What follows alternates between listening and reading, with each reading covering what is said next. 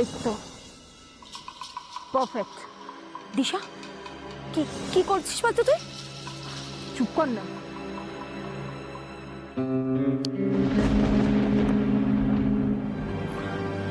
দিশা শোন প্লিজ, তুই তুই কি করছিস বলতো? মানে তুই শ্যামাকে জব্দ করতে গিয়ে তো একদম আগুন লাগিয়ে দিবি, এরকম করিস না। দিদি আস্তে আস্তে। আরে তুই এইটুকু আগুনে কারোর কোনো ক্ষতি হবে না, প্যালেসেরও কোনো ক্ষতি হবে না। শুধু শ্যামাকে দিয়ে উদ্বোধন করানোটা যে অ্যাকচুয়ালি অশুভ এটাই প্রমাণিত হবে। খেয়াল রাখো দিকটা। আরে তুই কি বলছিস আমার? দিশা প্লিজ।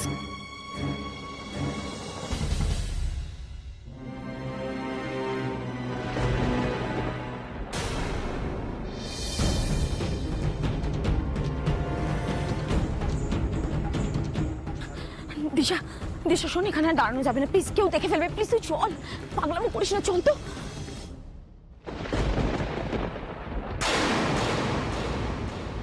বিজলি, একটু এদিকে এসো না। যাই যত বলতে কিছু করতে হবে। এই দিকটা একটু গুছিয়ে নি। দিচ্ছি। মেজ দিদি, আপনারা কোথাও গিয়েছিলেন? হ্যাঁ, তিতিরকে একটু ভেতরটা ঘুরিয়ে দেখাচ্ছিলাম। ও নি প্রসাদ।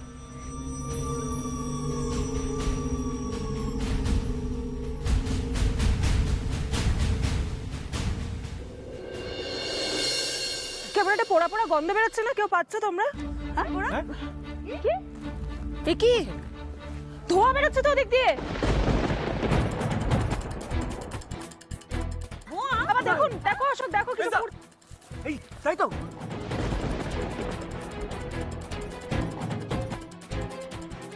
এই তাড়াতাড়ি চল, তাড়াতাড়ি চল। চল দেখো। চল তোরা। সাবধানে দেখো। কি অলক্ষণে কাণ্ড, আগুন লেগে গেল নাকি? আরে আরে দেখো দেখো দেখো। সাবধানে যাচ্ছি বাবু, আগুন লেগে গেল। কি আশ্চর্য কাণ্ড! পুজো পার্বণের মধ্যে। আরে মেজদা, আগুন আগুন, জ্বলেন জ্বলেন জ্বলেন। চল চল, বিলম্ব, জল জল, তাড়াতাড়ি তাড়াতাড়ি। হ্যাঁ আস্তে আস্তে দূর থেকে দূর থেকে।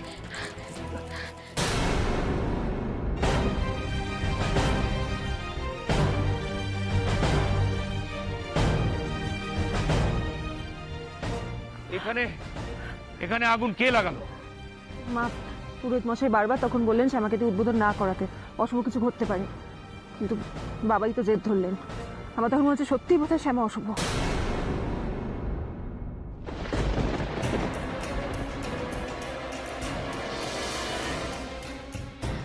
আমি উদ্বোধন করেছি বলে এখানে আগুন লাগেনি কর্তামা। মানে এই দেখুন বাবা,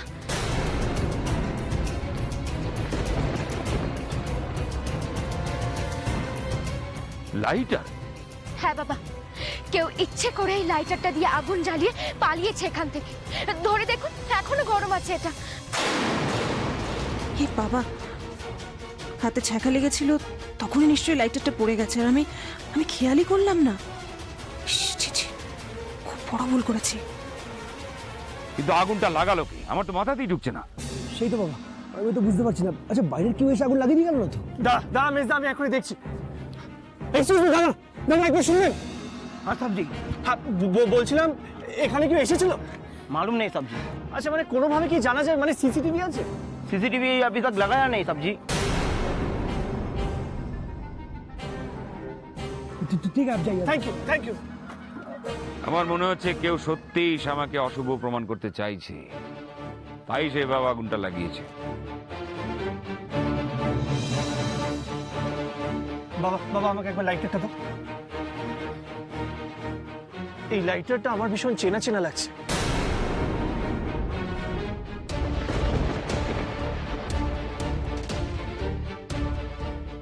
মনে পড়েছে, এরকম লাইটার আমাদের হোটেলের সামনে বিক্রি হচ্ছিল, আমি নিজে দেখেছি।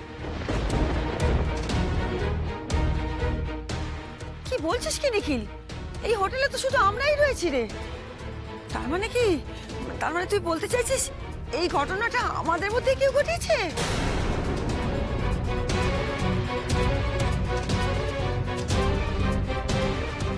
যাকে যাকে অনেক আগে থেকেই তো ছোট বৌমাকে খারাপ প্রমাণ করার চেষ্টা হচ্ছে, এবারেও তাই হয়েছে।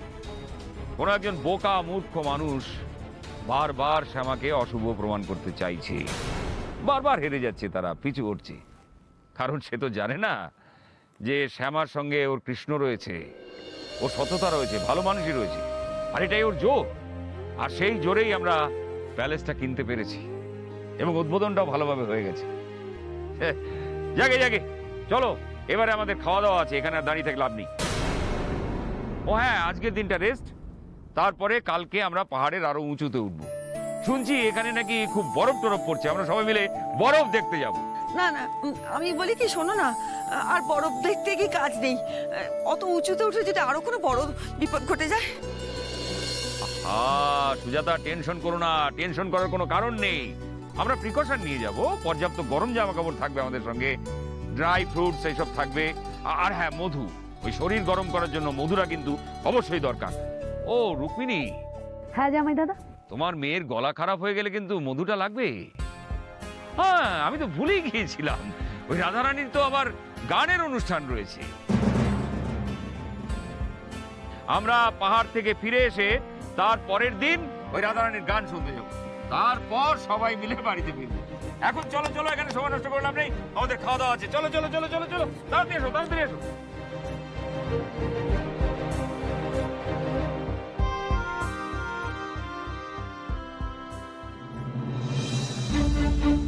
মা তুমি আবার এখানে দাঁড়িয়ে দাঁড়িয়ে কি ভাবছো? জানিস রাধা, আমি একটা জিনিস কিছুতেই বুঝতে পারছি না।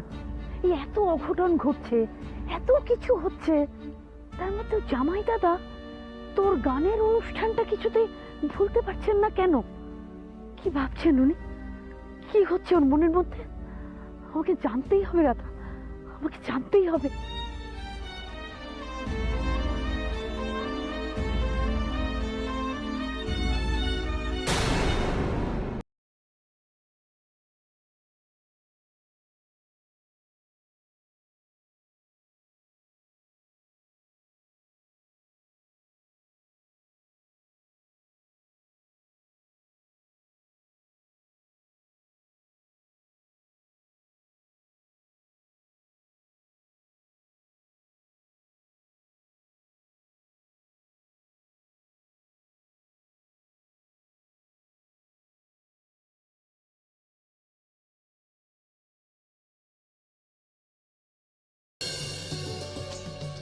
মেজদা, তাড়াতাড়ি আয়, তাড়াতাড়ি দেখে যাবি। ও আস্তে আস্তে, চারিদিকে বরফ। হ্যাঁ আরে শোন, বল, তুই এই পাহাড়টা কি দৌড়ে যেতে পারবি? কেন পারবো না, আমি ফিট অ্যান্ড ফাইন। তুই চিনিস না আমায় তাহলে? তুই ফিট? হ্যাঁ, অ্যান্ড ফাইন। হ্যাঁ, দেখি তো। এই এটা কি হচ্ছে? না ওরে, এটা কিন্তু ওরে, একটু সামলে। গাড়ি থেকে নেমে এইভাবে ছুটোছুটি করলে শ্বাসকষ্ট শুরু হয়ে যেতে পারে। বাবা আমরা একদম ফিট, নো প্রবলেম।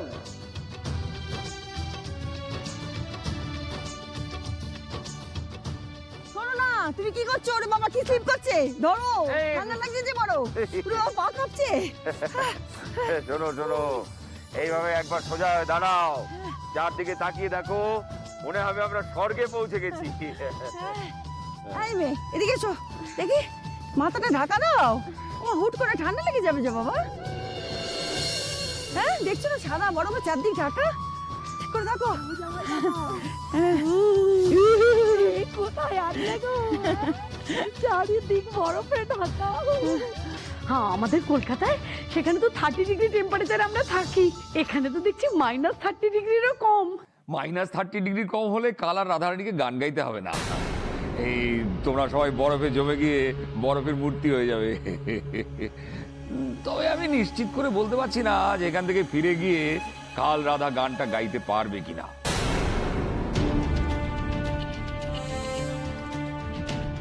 কারণ এখানে যা ঠান্ডা, ওই ঠান্ডা লেগে গলা টলা ভেঙে যাওয়ার চান্স তো থাকেই। তোমার রাধারানীর না একটা সাবস্টিটিউট হলে খুব ভালো হতো, মানে সে রাধার হয়ে গানটা গেয়ে দিত।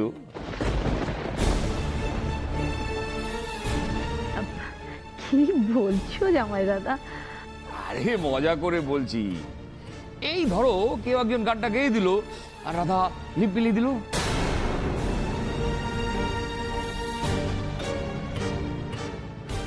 বাবা এভাবে কেন কথাটা বলছেন? বাবা কি সত্যি মজা করছেন? নাকি বাবার মনে অন্য কোনো সন্দেহ জন্মেছে? রক্ষা করো কৃষ্ণ, রক্ষা করো। বাবা যেন সত্যিটা না জেনেই এটা বলে থাকে। তুমি রক্ষা করো। জামাই দাদা, হে তুমি কি কথা বলছো? আমার রাধা কি ফুটবল খেলে যে অসুস্থ হলো বলে ওর হয়ে একজন খেলে দেবে? ও তো সিঙ্গার, ও কি আর কারোর থেকে গলা ধার করবে নাকি? কি বলো বলো তো?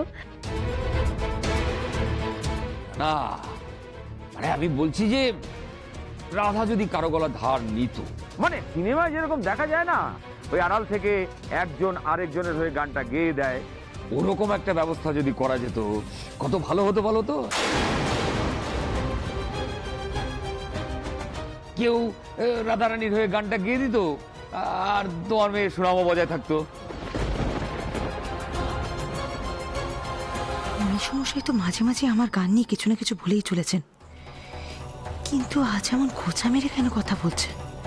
কিছুই তো বুঝতে পারছি না। আমার হয়ে অন্য কেউ গান গায় সেটা কি মেসমশাই জানতে পেরে গেল? কি আশ্চর্য, আমার রাধার গান নিয়ে জামাই দাদা এত বিধিয়ে বিধিয়ে কথা বলছে কেন? এ তো মহা বিপদে পড়লাম আমরা। আচ্ছা, রাধা যে নিজে গান গায় সেটা বিশ্বাস করতে কি জামাই দাদার মনে কোনো খটকা হচ্ছে? ঠাকুর, তাহলে কি? এই দেখো তোমরা কিরকম গোমড়া হয়ে গেলে, এই রুক্মিণীর মুখটা কিরকম ফ্যাকাশে হয়ে গেল। তুমি কি ভয় পেয়েছো নাকি রুক্মিণী? ভয় কেন জামাই দাদা? ভয় পেতে যাবো কেন? কি বলো না? আরে ছোট বৌমা, তুমি আবার এখানে দাঁড়িয়ে মুখ কাচুমাচু করে এসব শুনছো কেন? তুমি তো আর গান টান গাও না। হ্যাঁ, এক সময় তোমার রাধা দিদির হয়ে তুমি 5 খাটতে, তাই কীর্তনটা একটু একটু ভালো লাগতো। এখন তো আমরা 5 খাটাও বন্ধ করে দিয়েছি। তুমি অকারণে ঘাবড়ে যেও না বুঝলি রুক্মিণী। আমার এই ছোট বৌমাকে নিয়ে চিন্তার শেষ নেই। ও একসময় তোমাদের হয়ে কাজ করতে বলে এখনো তোমাদের প্রতি একটা কৃতজ্ঞতা আছে।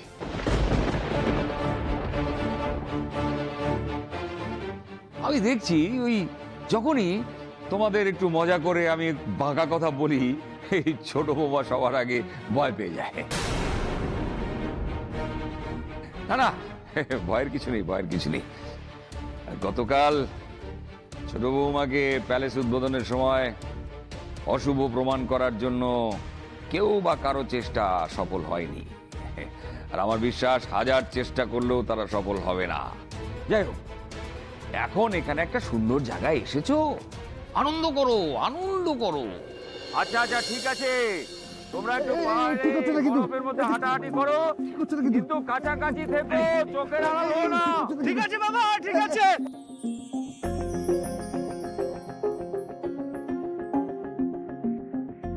দেখো মা, দেখো কিরকম বাচ্চাদের মতো করছে সব।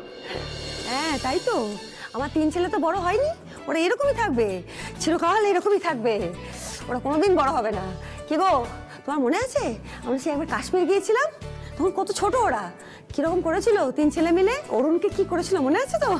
হ্যাঁ মনে হয় এই তো সেদিনের কথা সুজাতা, 2 ভাই মিলে অরুণের সোয়েটার ভেতর বরফ ঢুকিয়ে দিয়েছিল, তারপরে তো অরুণ রেগে গিয়ে একদিন খাওয়াই বন্ধ করে দিল। ওরে তোরা এত পাগলামো করিস না। জায়গাটা কি সুন্দর রে। জায়গা তো সুন্দর তিতির, কিন্তু এই সুন্দর জায়গাটা তো আমি এনজয় করতে পারছি না ঠিক করে। যা যা প্ল্যান করলাম শ্যামাকে নিয়ে সব কিছু ফেল। প্যালেস ইনঅগ্রেশন, আগুন লাগানো, একটাও ওয়ার্ক করলো না। পুরো মুডটাই অফ হয়ে গেছে আমার। কি করবি বল, কাল থেকে তো তোর 2টো প্ল্যানই ফেল করেছে।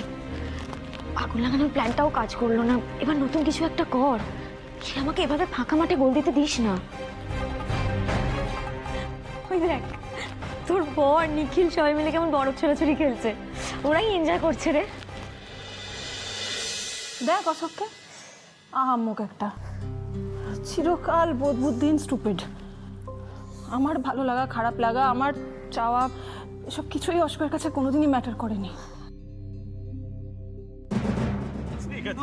এই দিশা, আরে দেখো আমরা কত আনন্দ করছি, তুমি না বোরিং হয়ে যাচ্ছ। বড়দাকে তো আমরা বড় বুদ্ধ করে দিলাম। এই নিখিল, বুঝে একটা প্ল্যান এসছে, চলো দুটো পা প্যারালি রেখে আমরা একটু স্কেটিং করি। স্কেটিং করে দেখা? আরে ঠিক আছে, একবার দেখা তো স্কেটিং। এই ধর এরকম দাঁড়ালাম, দাঁড়িয়ে দাঁড়াতে পারছিস না, আবার স্কেটিং করবি? ওকে, স্কেটিং ক্যান্সেল।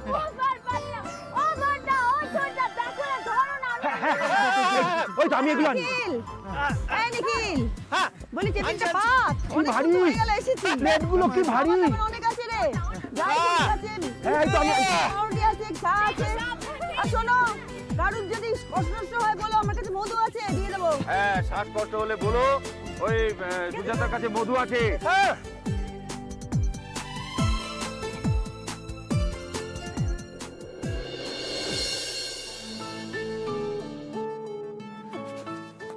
শ্যামা, আপনি এখানে দাঁড়িয়ে আছেন কেন? চলুন আমরা একটু মজা করি। না না ছোট কর্তা, আপনারা বরং বরফ নিয়ে খেলুন, আমি এখানেই ঠিক আছে। না না, এইসব বললে একদম চলবে না। চলুন চলুন বলছি, প্লিজ। আর কোনো কথা না, চলুন চলুন চলুন চলুন প্লিজ।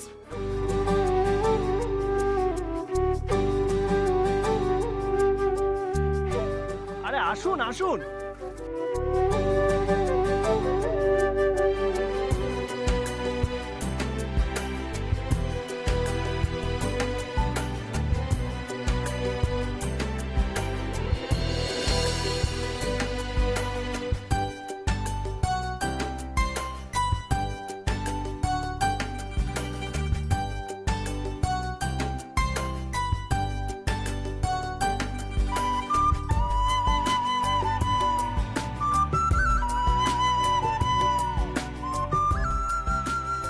তিতির, আরেকটা প্ল্যান এসছে মাথায়।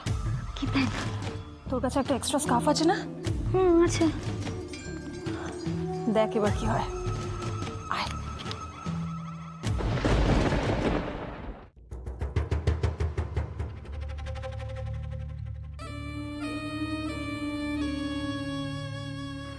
মা, তোমার আবার কি হলো বলো তো? তুমি আবার চুপচাপ দাঁড়িয়ে দাঁড়িয়ে কি ভাবছো?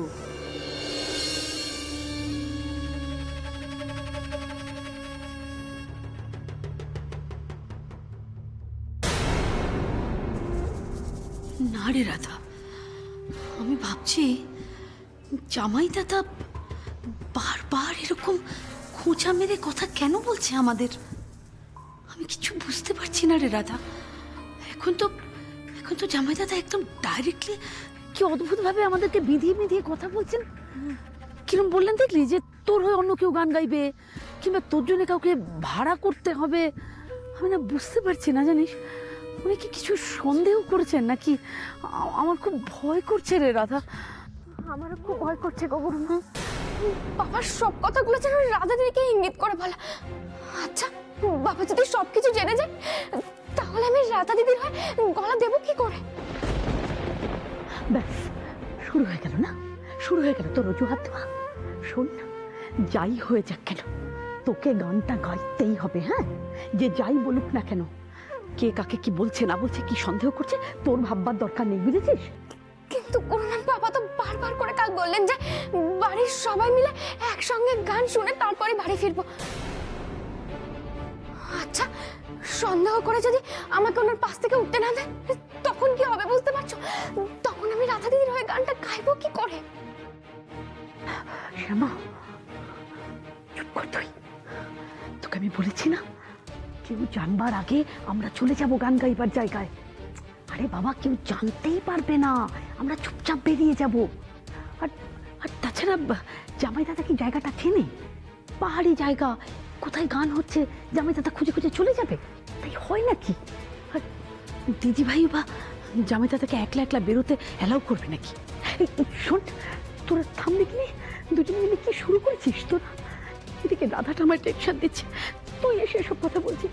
কি চাস তোরা? এই বরফের মধ্যে আমাকে সমাধি দিয়ে চলে যেতে চাস নাকি বলতো? শোনো শোনো শোনো সবাই শোনো, এবার আমরা একটা মজার খেলা খেলবো। এই শ্যামা, রাধা, তোমরা ওখানে কি করছো? ওদিকে এসো, সবাই এসো ওদিকে। কি খেলা খেলবো বেশ দিদি? শ্যামা, এই বরফের মধ্যে কানামাছি খেললে কেমন হয়? কানামাছি বরফে জীবনে প্রথম শুনলাম।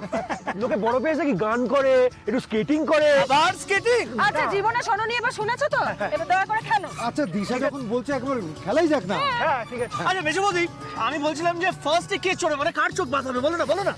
কার চোখ বাঁধা যায় হ্যাঁ, এখানে? শ্যামা,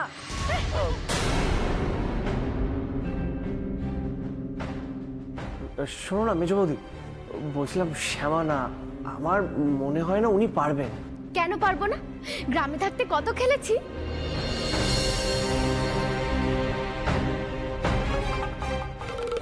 দেখেছো নিখিল, তুমি আগে থেকে কিছু না জেনে শ্যামাকে আন্ডার এস্টিমেট করছো। ঠিক পারবো, ওকে খেলতে দাও।